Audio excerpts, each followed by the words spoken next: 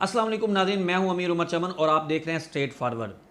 नाज़रीन, चनियोट का मोहल्ला शाबल शाह, मोहम्मद शाह, गेरियाँ, राजा का जो इलाका है, ये पहाड़ चनियोट के अंदर जो मौजूद पहाड़ है उसके अतराफ़ में वाक़ है। जबकि सराफ़ा बाज़ार और मोहल्ला अली का कुछ एरिया भी जो है इनके साथ इलाक़ा है। इस इलाके में आए रोज़, इन इलाकों में आए रोज़ जो है पानी की जो है किल्लत महसूस होती है। पानी इन इलाकों में नापेद हो चुका है और ये लोग जो है मैदानी इलाकों की तरफ रोज़ाना पानी भरने के लिए निचली सतह पे आते हैं। इस इलाके के पानी की असल जो है वजूहत हैं कि और पानी क्यों नहीं लोगों तक पहुंच पा रहा। इसमें जहां मुंतखब नुमाइंदे ज़िम्मेदार हैं, वहीं इंतज़ामिया की भी बहुत ज़्यादा ज़िम्मेदारी है, उनकी गफलत है। हमारी इन्वेस्टिगेशन टीम जो है, जिसमें हमाद रज़ा शाह, अली मुर्तज़ा चमन, कादी बहादुर और मुदस्सर फ़लक ने जब इसके ऊपर सर्वे किया और इन इलाकों में जाके देखा कि असल मसाइल हैं क्या, मुख्तलिफ़ इलाकों में जब छानबीन की तो कागज़ात में बहुत कुछ ऐसा मिला जो आवाम को बताना ज़रूरी समझा गया।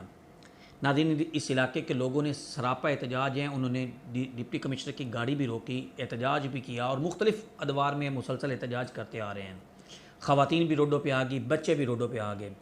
इसके ऊपर मुख्तलिफ़ सियासी नुमाइंदगान ने अपनी जो है सियासत चमकाने की भी कोशिश की, जबकि हक़ाइक़ जो हैं वो देखे जाएँ तो कुछ और हैं।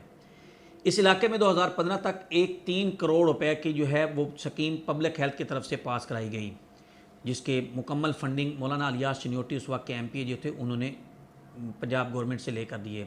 पब्लिक हेल्थ की तरफ से चलने वाली ये फंडिंग जो है 3 करोड़ रुपए का प्रोजेक्ट, इसके अंदर 1 लाख गैलन तक का एक टैंक बनाया जाना था, जो इस इलाके में 3 दफ़ा दिन में 3 दफ़ा पानी की सप्लाई मुहैया करना था। इस तरह इस पूरे इलाके में नई पाइप लाइनें बिछाई जानी थी। इसी तरह इस इलाके में जो है 3 से 4 मोटरें लगाई जानी थी। उस स्कीम के अंदर और भी बहुत कुछ था, जिसमें कुछ जॉब्स लोगों के लिए भी रखी गई थी ताकि वो इस स्कीम को कामयाब कर सकें और मुसलसल पानी की जो सप्लाई है उसको बहाल रखा जा सके। अफसोसनाक अमर ये है कि वो स्कीम एक दिन भी नहीं चली, और एक दिन भी ना चलने की वजह उसकी ये है कि पब्लिक हेल्थ ने कंप्लीट करके म्यूनसिपल कॉरपोरेशन के हैंड ओवर कर दी। उस वक्त के बल्दियाती नुमाइंदगान इस पर ख्वाब खरगोश के मज़े लूटते रहे। उन्होंने भी इस स्कीम को दोबारा देखने के गवारा नहीं किया, बल्कि स्कीम को सिर्फ हैंड ओवर की हद तक जो है वो रखा गया। ये तमाम 3 करोड़ रुपए की स्कीम जो है वो कागजी कार्रवाई के तौर पर ही सामने रही। हमारी टीम ने जब इस इलाके का सर्वे किया तो पाइप लाइनें तो बिछी हुई थी, लेकिन किसी भी जगह पे उनको जॉइंट नहीं किया गया था। एक दिन भी ये स्कीम नहीं चली। अब मौलाना इलियास चनियोटी से जब दोबारा हमारी इस सिलसिला में मुलाकात हुई तो उनका कहना था कि लोग पहले सरापा एहतजाज थे, दोबारा जब उन्होंने एहतजाज ख़त्म किया तो मेरी नज़र में यह था कि ये स्कीम कंप्लीट हो चुकी है। दूसरा, मौलाना इलियास चनियोटी ने हज पे जाने से कबल हमदा शहबाज शरीफ से जाकर मुलाकात की। हमदा शहबाज शरीफ के जाने के बाद इस इलाके के लिए एक नया प्रोजेक्ट जो है, एक नए फंड मंजूर करवाए। लेकिन मौलाना साहब, आप पे, ज़िले इंतज़ामिया पे और म्यूनसिपल कॉरपोरेशन की जिम्मेदारी है कि जो पहले 3 करोड़ रुपए आवाम के ज़ाया किए गए हैं उनका हिसाब कौन देगा।